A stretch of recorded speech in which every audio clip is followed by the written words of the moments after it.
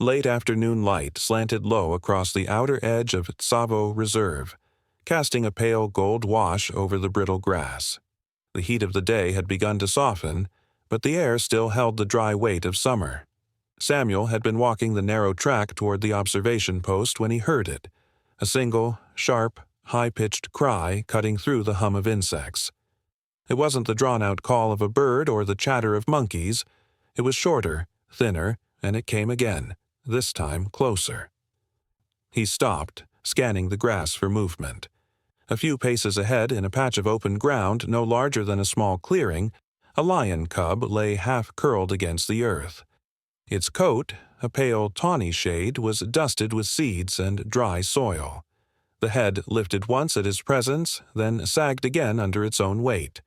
The cub's sides moved in shallow, uneven breaths. There was no sign of its mother. The grass behind it swayed faintly, but the wind was too light for concealment. Whatever had been here before was gone. Samuel stepped forward slowly, his boots pressing softly into the sandy soil. Kneeling at a careful distance, he studied the small frame for injury. No open wounds, no obvious swelling. The ears twitched faintly at the movement of flies, but there was no attempt to rise. From this range he could hear the faint rasp in the cub's breathing. It was too young to be alone for long. Without the shelter of its mother or the pride, its chance of surviving the night was slim. He let his hands rest on his knees, keeping his posture low. The cub's eyes flickered open, a brief, glassy glance before closing again. The ground beneath it was warm from the day's sun, but as the air cooled, that warmth would fade. A lone cub could not keep its body temperature steady without help. The savanna, beautiful in the fading light, hid its dangers well. Hyenas would patrol before dark, and jackals often lingered on the edges of lion territory. The sound came again, weaker this time, a breathless cry, half call and half whimper. Samuel exhaled slowly, speaking in a tone barely above the breeze. "Easy now." It was not meant for reassurance in the human sense, but to mark his presence in a calm, steady way. His voice faded into the open air. In the distance, a few starlings darted between acacia branches, their calls high and metallic. The rest of the savanna seemed to have paused, the space around them empty except for the quiet pulse of insect life. Samuel shifted slightly, watching for any sign of the lioness. She could return at any moment, and the reaction to finding a man near her cub would be unpredictable. Still, minutes passed without movement on the horizon. The cub shifted its front paws, attempting to push itself upright. Its legs trembled under the effort, folding again before it could rise. That failure told Samuel more than any wound could. The weakness was deeper, likely the result of hours, maybe a full day, without proper feeding. The stakes were plain. If the mother did not return soon, intervention would be the only chance. Samuel leaned back on his heels, taking in the vast line of grassland fading toward the west. The sun was beginning to drop, painting the edges of clouds in pale amber. Time was running short. He stayed where he was, close enough to observe, far enough to avoid pressing the cub further into distress. Another small sound slipped from the young lion, not sharp this time, but a faint hum of effort. Samuel's gaze stayed fixed on it, noting the way its tail twitched, the small ears angling toward distant space as if listening for something he could not hear. Each gesture carried the quiet truth of its condition, alone, weakening, and visible in an open patch of earth. In that stillness, the simple facts were clear. If the cub was left here without protection, nightfall would close in with teeth and shadows. The margin for safety was narrowing with every slow breath it took. Late in the day, when the light had settled into that deep, slanting gold that seems to stretch the edges of the savanna, Samuel kept his position low, the heat of the ground still pressing faintly through the fabric at his knees. The cub lay a short distance away, its small frame almost hidden in the pale mat of dry grass, but not enough to shield it from sight. In the balance between caution and urgency, He chose stillness first, letting his eyes trace over the young animal from ears to tail, reading for the signs that years in the field had taught him to see. There was no obvious blood staining the fur, no gaping tear from tooth or claw, and no swelling that suggested a break, but the absence of these did not reassure him. The danger in the wild often ran quieter than the violence that caused it, dehydration creeping in like an unseen weight, the slow failure of muscles starved of energy. He noted the way the cub's ribs lifted and fell, each breath shallow and uneven, a rhythm that betrayed more than mere fatigue. The animal's head shifted once toward him, eyes opening to slits that caught the light before closing again, the lids heavy, movement minimal. Its ears twitched, not in alertness, but in lazy reflex to the touch of insects, and there was a faint tremor along its flank, not strong enough to suggest readiness, but a sign that effort was costing more than it should. Samuel's gaze swept the grass around them, searching the distances for the low movement of a lioness returning or the flicker of a predator's shape in the periphery. None came. The air was quiet but not still. High above, a small spiral of vultures drifted toward the west, their shadows bending long over the plain, and though they were far, their presence was never accidental. He looked back to the cub just as it began to shift, its forelegs pressing into the soil, haunches tucking under in a bid to rise. For a moment it almost gained height, the line of its back arching in a fragile stance, but then the limbs gave way, folding back beneath it as the head dipped toward the earth. That collapse told him more than a wound could. The weakness was systemic.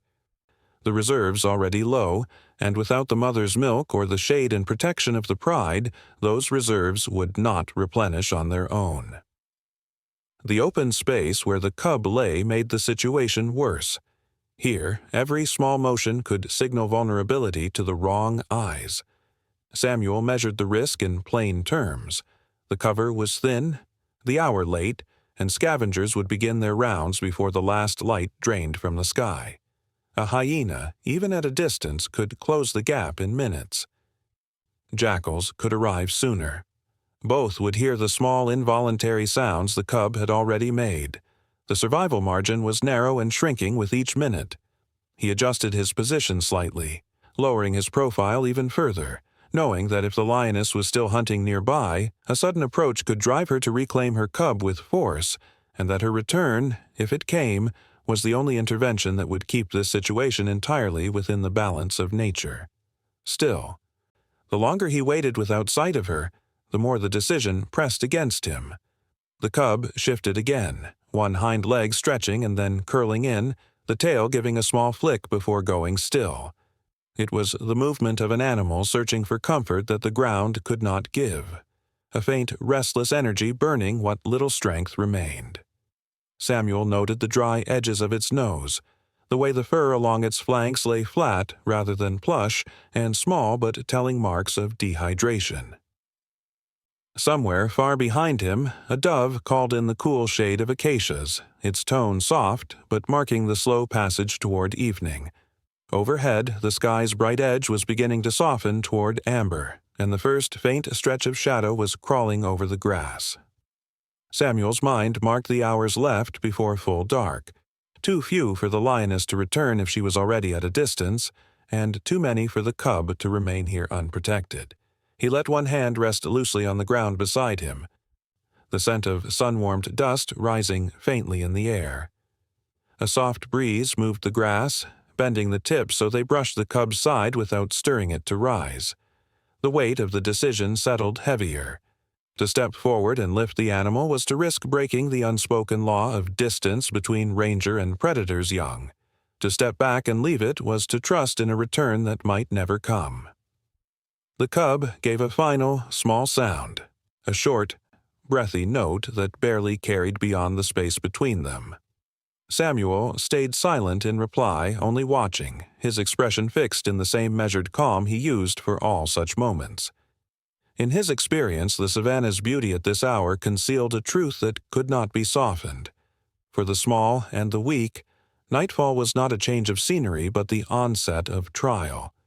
The air would cool quickly after sunset, draining warmth from a body that already fought to keep it. Hunger would deepen. And the first rustle in the grass might not be the mother's tread but the approach of something else entirely. The cub, now still except for the faintest rise and fall of its sides, lay exposed in the clearing, a pale knot of fur against the earth, each passing moment sharpening the clarity of what was at stake. ChatGPT said Samuel had waited as long as he could, giving every minute a chance for the lioness to return. The horizon had swallowed more of the sun, the heat bleeding away from the air, and the lengthening shadows began to blur the edges of the land. Still, there was no sign, no flicker of movement, no low rustle in the grass that spoke of a mother's approach. The cub lay in the same patch where he had first seen it, its sides rising too quickly for the stillness of the evening, breaths shallow and light, as if each one was taken on borrowed strength. The risk was no longer abstract. Each passing moment made the equation clearer. Left here, the cub would not survive the night. Samuel shifted his weight forward, lowering himself until his knees pressed into the ground. He reached slowly, his hands steady, the motion deliberate enough to be read by the animal as neither threat nor rush. His palms slid beneath the small body, one hand cupping the chest just behind the forelegs, the other cradling the narrow curve of the haunches. The cub's fur was warmer than the air, carrying the dry scent of grass and dust, and under his hands, its bones felt fine and light, the muscle thin from lack of nourishment. The moment Samuel began to lift, the cub let out a short, strained cry, a sound without force, yet enough to carry. It was not loud, but in the stillness it felt sharper, threading into the surrounding grass as if tugged away by the wind. His breath caught for a second, his chest tightening at the knowledge of what that call meant. For the cub, it was instinct, a reflex to reach for the safety of the one it knew.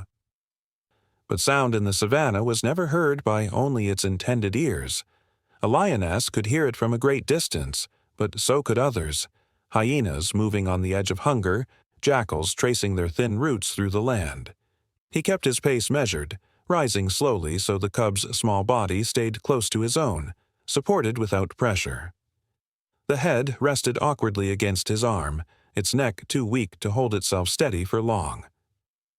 Its paws, soft but already patterned with the faint pads of a predator, flexed once against his shirt before going still. Samuel's eyes swept the perimeter again. Nothing yet, no movement in the gold-lit grass, but the cry had only just faded. Time in these moments did not stretch. It collapsed into brief, sharp intervals where everything counted. The weight in his arms felt both fragile and significant, as though every ounce of it was threaded with the decision he had made. The cub shifted once, its hind legs twitching in a weak attempt to brace against the air. Its breathing came quicker for the effort, and Samuel adjusted his grip so the body lay in a more natural position, easing strain from the chest.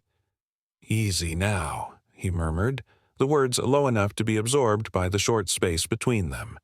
The sound was not meant for reassurance in the human sense, but for steadiness, for maintaining the calm that kept movement from becoming panic. Above them, the light was beginning to change more quickly, the warm tones slipping toward the muted grays that announced evening's approach. This was the window when scavengers became bolder, the cover of darkness still just far enough to embolden them without yet granting full invisibility. Every sound, every scent mattered more now. The cub's cry would already be fading in the ears of anything distant, but to those closer it might serve as a marker, guiding them toward the vulnerable source. Samuel kept his stride even as he began moving away from the open clearing, choosing a path that curved with the taller grass rather than cutting straight across it. The cub's tail, limp for most of the lift, flicked once in a faint, half-conscious gesture before stilling again. Its head rolled slightly against his arm, eyes closing in the shallow rest of an animal too tired to resist handling. Each breath it took was still too quick, the ribs lifting sharply under the thin layer of fur. He could feel its pulse in the soft place between jaw and neck, a fast, unsteady rhythm that confirmed the urgency of every step. In the shifting air, Samuel caught the faint smell of dust disturbed somewhere ahead, but the grass gave no visible sign of movement. He tightened his awareness, scanning for patterns that didn't belong, vertical against horizontal, curved where the land was flat. Still nothing. The land seemed momentarily on his side, holding its breath along with him. Yet the reality of the call's reach lingered in his mind. The silence now did not guarantee safety minutes from now. He adjusted the cub again, careful not to jostle it, and kept his course toward a slight rise where the view would open.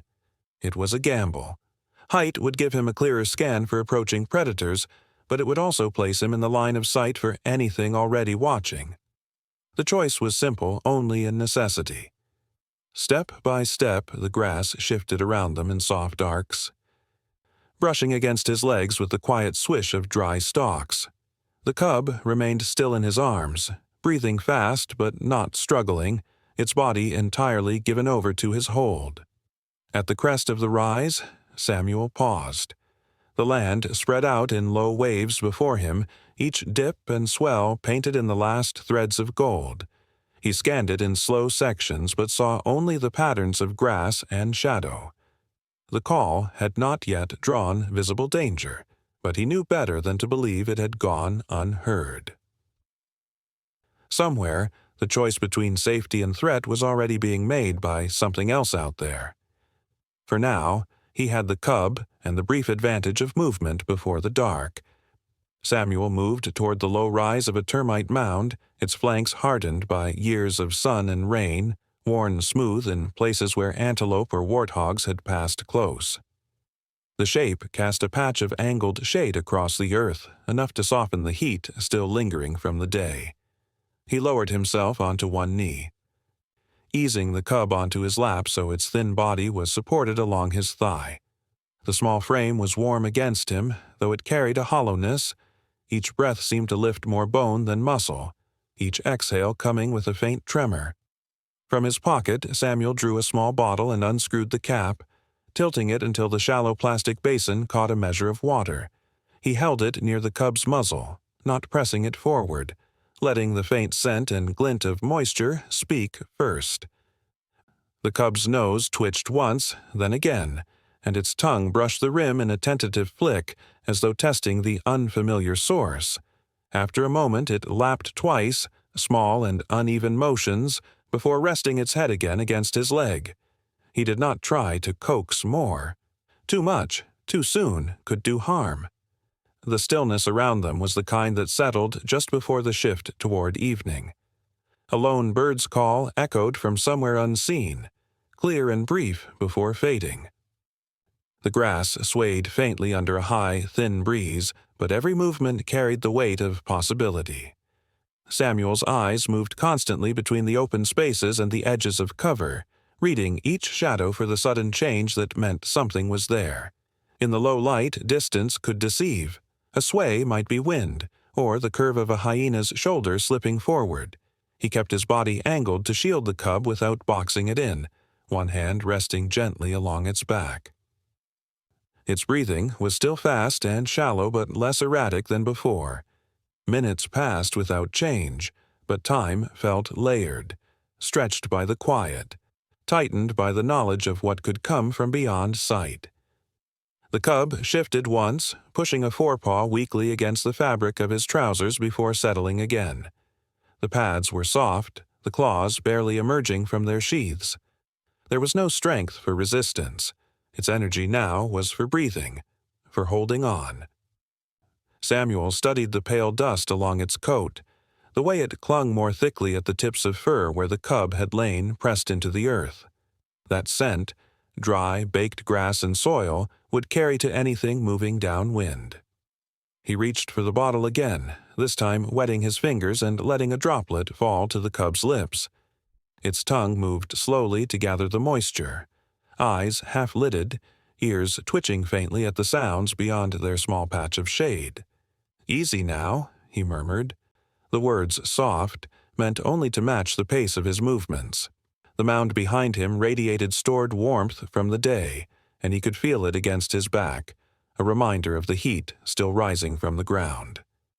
In the open beyond, the light began to lean toward the muted gold that would soon give way to gray.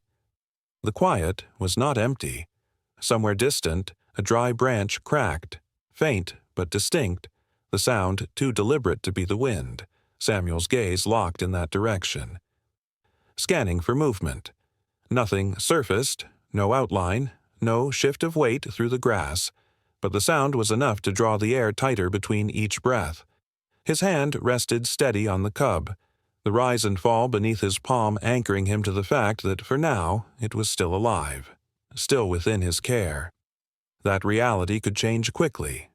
The cub's ears flicked toward the sound, then settled again. It made a faint, rasping exhale, the kind that suggested both fatigue and release, before closing its eyes. Samuel knew better than to read peace in that motion. Sleep in the wild was often just the body's last conservation of energy. The risk of remaining here was unchanged. Every minute without the mother's return deepened the gap between safety and survival. Still, moving without a clear path could bring them into greater danger. For now, the mound gave them partial cover and a vantage to watch. The breeze shifted slightly, carrying with it the faint smell of earth disturbed somewhere far off. Samuel stayed still, every muscle trained toward reading the space around them, but no shape emerged. The sky above was losing its sharpness, the colors beginning to blend, and the land itself seemed to hold its breath in that in-between light. The cub slept lightly, each breath still too fast, its body curled against the steady surface of his leg. In the distance, the bird called again, softer now. Before the sound was lost to the growing quiet, ChatGPT said, "The air changed first, a slow, deliberate shift in the breeze that carried with it the deep, almost imperceptible weight of scent and sound from far away. Samuel felt it before he fully heard it, the faint vibration in the air that could only belong to something powerful. Then it came, low and rolling, a sound that seemed to move through the ground rather than above it. The growl was not loud, not meant to carry as a warning, but its depth was enough to make every small movement in the grass feel sharper, more deliberate. Samuel's eyes lifted toward the northern horizon, where the line of light and land blurred into long, swaying stems. At first there was only motion without form, but then the outline resolved. Broad shoulders, a head held level, and the slow, controlled gait of a lioness closing distance without hurry. She was still far enough that the details of her face were hidden in the softening light, but the heaviness of her steps carried the same certainty as the sound had. He adjusted his position without sudden movement, shifting one knee slightly so the cub remained shielded against his leg. The small body pressed into him with the unawareness of deep exhaustion, head resting heavily against the fabric of his trousers. Every part of Samuel's body was alert, but nothing in his stance was confrontational. Tension here could not be released through speed or strength, only through stillness and the precise reading of each motion in the space between them. His breathing matched the slow rhythm of the cub's, even though his thoughts stayed fixed on the risk ahead. This was not an unknown lioness from a roaming pride. He suspected she was the mother. Yet that fact did not guarantee safety. Instinct ran deeper than recognition, and any interference between her and the cub could be seen as a threat. The wind favored her now, carrying their scent to her with each step. He saw her pause once, head lowering slightly, nostrils moving as she tested the air. The rest of her body stayed still, tail swaying once before settling again. She resumed her approach, slower this time, her paws placing with a precision that left almost no sound. The savanna seemed to fold inward around the moment. No bird called, no insect buzzed close. Only the distant hiss of grass under wind remained, and beneath it, the faint scuff of her steps. Samuel kept his gaze steady but lowered, showing awareness without direct challenge, a posture that allowed her the choice to close the gap or hold distance. The cub stirred faintly at the scent now thickening in the air, a soft sound rising in its throat that was neither call nor cry. Its ears twitched, head turning weakly toward the horizon before settling again. Samuel could feel the tremor along its side. Whether from recognition or the strain of movement, he could not be sure. The lioness slowed again, now close enough for her eyes to catch the low light, amber, fixed, measuring the scene in front of her. He remained still, the bottle cap and water now set aside in the dust, his hands free and open. The outcome would depend on her reading of his stillness, on her decision that his presence did not bar her from reaching what was hers. The growl did not return, replaced now by silence and the subtle weight of her breathing, just audible over the wind. Each step forward was slower than the last, but none faltered. She was close enough now that the pale marks on her muzzle were visible, the lines of muscle along her shoulders shifting with each careful placement of her paws. Samuel felt the space tighten, each heartbeat stretching the moment without breaking it. He knew that if she chose to close the final distance with speed, he would have no time to react. Then, the smallest change, a pause, her gaze dropping to the cub, her head tilting a fraction as if marking the stillness of its body. The air between them held steady. Samuel kept his body low, his weight anchored in the earth, the cub unmoving except for the faint rise of breath. A long moment passed before she took another step forward, the grass brushing softly against her legs. The wind carried her scent fully now, wrapping them in a presence that was both risk and resolution. The last of the sun touched the horizon, its light turning the edges of the grass to muted gold. In the distance, the first shadows of night stretched across the open plain. Somewhere beyond, a single bird called once, brief and low, before the sound was lost to the evening. The lioness stood still in the half-light, the space between them balanced on the quiet, each side waiting for the other to move. ChatGPT said, "The lioness moved with the deliberate weight of an animal that knew every grain of the ground beneath her paws." Her head was low, eyes fixed not on Samuel, but on the small, frail shape in his hands. The air was tight between them, every breath measured, every movement a choice that could decide the outcome. Samuel kept his shoulders rounded, his body angled to shield the cub without blocking the lioness's view. His eyes stayed lowered, not in submission but in quiet acknowledgement, a signal that he posed no challenge here. The cub's small body stirred, a weak tremor passing through it before its head lifted just enough to find the source of the scent. Its mouth opened, and a thin, fragile sound left its throat, a call that carried far less strength than intent. The sound barely touched the air, but it was enough. The lioness froze mid-step, nostrils widening, ears angling forward. She began again, each movement deliberate, muscles in her shoulders shifting under skin, tail steady behind her. Her paws pressed silently into the dust, leaving only faint imprints, each one closing the distance between them with unbroken certainty. Samuel's hands remained still, fingers spread lightly to support the cub's small frame. He could feel the heartbeat against his palm, fast, uneven, fragile. The risk here was plain. One wrong signal, one moment of tension mistaken for threat, and her reaction could be instant, decisive, and irreversible.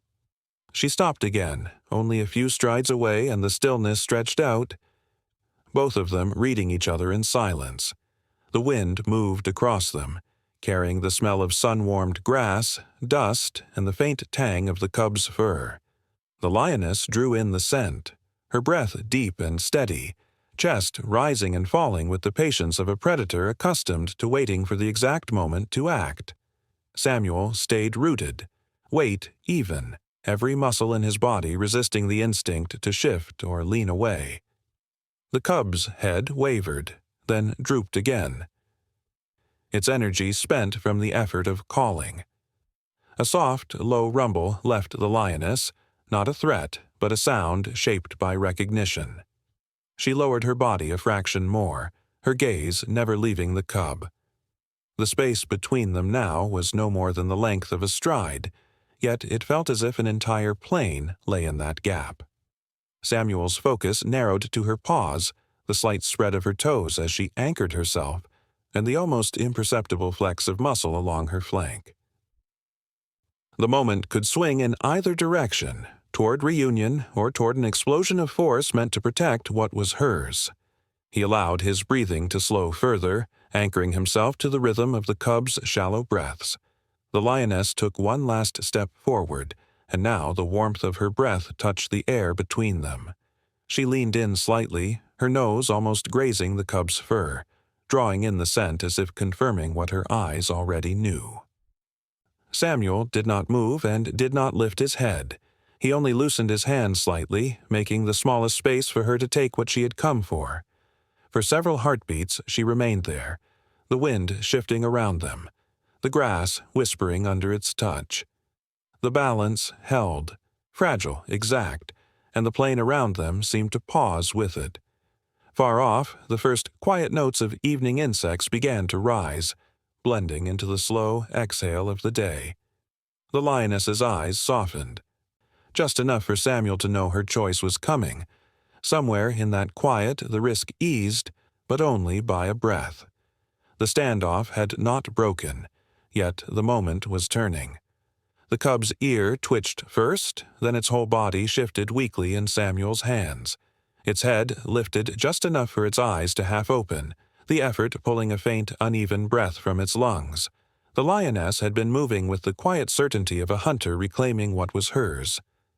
Yet the moment that small movement caught her gaze, her pace eased. A deep vibration began low in her chest, building into a rumble that traveled across the ground between them. It was not the sharp, short warning of defense, but a long, resonant sound, shaped by recognition and calling. She lowered her head toward the earth, shoulders dipping as her tail made a slow, controlled sweep through the grass. The cub responded with the smallest sound, thin, breathy, but carrying its own direction. Samuel felt the call against his fingers before he fully heard it. The risk had not vanished. The distance between predator and human was still narrow, and the lioness could change her intent in an instant. But something in the air shifted. Samuel eased his weight back, taking a measured step to the side, never turning his back, never lifting his gaze beyond her paws. The cub's body tilted as if sensing the space opening toward its mother. She closed that final distance in a slow, deliberate arc, not straight toward him but angled so that her flank passed just within his reach. Her nose found the cub immediately, pressing into its fur with a deep inhale, the whiskers trembling slightly with each breath. The cub's tail moved in a faint, unsteady flick. For a moment she stayed that way. Still, anchored, her whole frame curved protectively around the small life before her. Samuel's hands remained open, a living bridge between them. Then, with a movement as unexpected as it was deliberate, she turned her head toward him. Her gaze held no rush, no flaring aggression. She pressed her muzzle lightly to the cub again, then shifted her weight and gave the smallest nudge, not pulling the cub away but easing it forward, back into the cradle of Samuel's hands. It was a gesture without force, one that spoke not in human terms but in the silent grammar of trust. He felt the warmth of her breath as she lingered, as if confirming her choice. The wind moved low through the grass, bending the stalks in long rolling lines.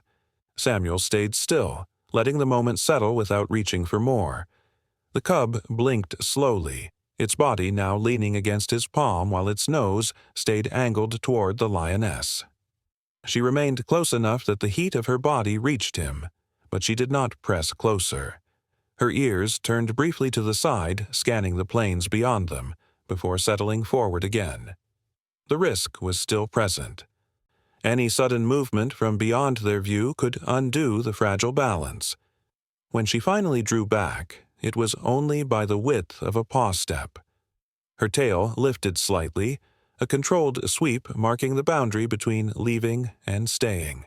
Samuel's breath matched the rhythm of the cubs, steady and light. The grass swayed in slow arcs, the plain stretching out in muted gold beneath the dimming sky. In that quiet, the weight of the moment held. 2 lives in his care, one watching from the edge of arm's reach, the space between them measured not in fear, but in the rare currency of allowance. By late afternoon, the air had shifted. The heat of midday was giving way to a softer warmth, the kind that stretched shadows long across the grasslands. The cub, once limp and barely breathing, now trembled as it pushed its weight onto unsteady limbs. Its legs bowed under its own small weight, the muscles still unsure after hours of strain. But each attempt carried a little more balance. The lioness stood close, her body angled slightly forward, eyes fixed on the cub with unblinking patience. She didn't press her muzzle into its side this time. Instead, she stepped just far enough that the cub needed to follow. The grass moved around them in slow, wind-driven currents, brushing against their legs. Samuel stayed exactly where he was, his knees bent, hands loose at his sides, dust still clinging to the lines of his skin. The weight of the moment kept him still. Every movement between mother and cub mattered now. If the cub faltered too much, it could collapse again, and the lioness might decide the risk of lingering outweighed the bond she'd shown. The plains were open here, but the cover of tall grass was not far, and she would need to reach it before nightfall to keep her young one safe from hyenas or other lions. The cub took its first uneven steps, its paws dragging slightly before lifting in a rhythm that was more stumble than walk. Each time it wavered, the lioness adjusted, her shoulder lowering as though to shelter the small frame without touching it. She moved with a steadiness that ignored the pace of the day, focusing only on the distance they needed to close. Samuel could see the faint tremor of the cub's flank, the thin rise and fall of its breathing. Still, it pressed forward, as if tethered to the line of her movement. When the cub paused, the lioness did too, looking not at Samuel, but past him, into the open expanse they'd crossed. There was no sound but the sigh of the wind through the stems and the quiet rasp of the cub's breath. The mother's ears flicked once, then she stepped again, slow and measured, the cub following with another shaky stride. Each step carried them closer to the point where the grass grew taller, where their forms would vanish into the mottled shadows. Samuel stayed rooted to the earth, the ache in his legs forgotten under the weight of stillness. The memory of her eyes stayed sharp, amber, steady, holding him for just long enough to leave something unspoken between them. It was not gratitude, not in the human sense, but a recognition that would not fade quickly. He could feel it sitting in his chest as the light thinned and the land began to cool. By the time they reached the taller grass, the sun was lowering to the horizon, pulling the gold across their coats until they seemed to carry the light with them.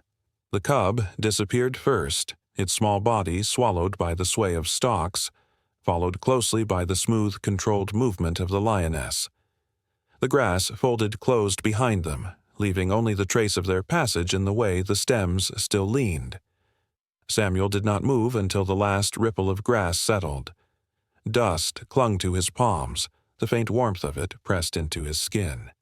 He exhaled slowly, his gaze fixed on the place where they had vanished, the quiet around him stretching into the deepening evening.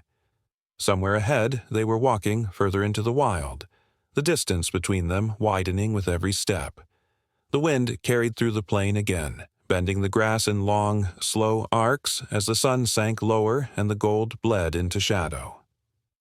Pick prompted a wounded elephant lying on the dry African savanna, its massive body partially covered in dust.